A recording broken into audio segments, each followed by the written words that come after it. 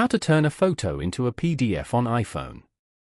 To get started, first of all go ahead and open up the Photos application on your phone. Find the photo you want and tap it. If you want more than one, tap on Select at the top right, then choose Multiple Photos. Once you select the photo, tap the Share button at the bottom left corner. After that, scroll down and tap Print. On the Print options screen, instead of choosing a printer, tap on the Share icon again, which is located in the top right corner. This action automatically converts the print preview into a PDF document. A new Share menu appears, showing the file is now a PDF document. From this new menu, tap Save to Files. Then choose a folder on your iPhone to save the new PDF and tap Save. To confirm the process worked, open the Files app. Navigate to the folder where you just saved the document.